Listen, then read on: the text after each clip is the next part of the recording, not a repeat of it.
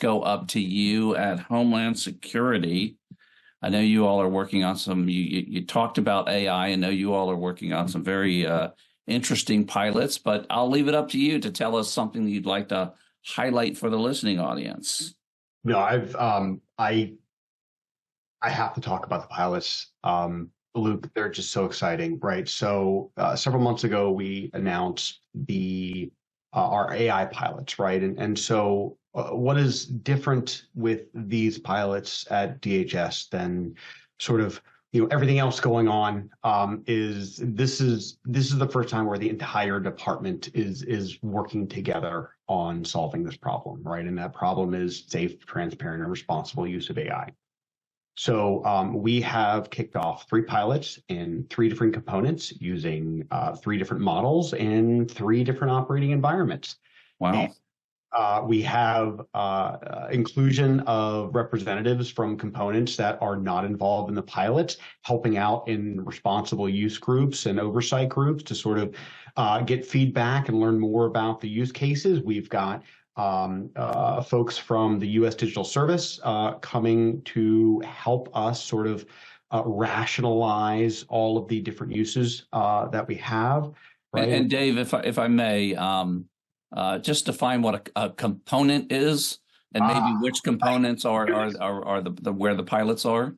All right. Yes. So the Department of Homeland Security has many agencies and bureaus, and the language that we tend to use to represent those sub-agencies and bureaus are components. But ultimately, we're talking about, FEMA, USCIS, Customs and Border Protection, Secret Service, right? Those are all components of DHS, but most of the public knows them as agencies and bureaus. Yes, thank you. So we have 3 pilots that we are running. One is at FEMA, and that is actually a externally facing pilot. We have a responsibility around doing resilience planning in communities.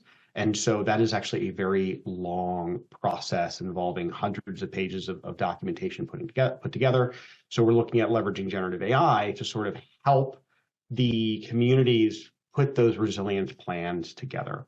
USCIS has a use case around training where our adjudicators have a series of in-person and actual actor-led trainings that they do. So we're looking at leveraging generative AI chatbots to emulate certain types of actors and scenarios and situations, which has been really sort of a very cool use case in not only taking advantage of generative AI, but in some ways breaking generative AI, because a lot of our interviews relate to sort of folks dealing with some really dangerous situations in foreign countries. So having the generative AI sort of emulate those use cases have been really interesting. And we've gotten a lot of feedback on USCIS and sort of how to compensate for that, what models are best in supporting those use cases.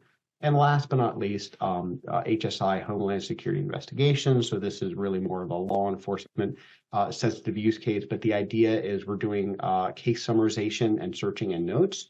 So, one case may have, red truck, another case may have red Toyota Tacoma.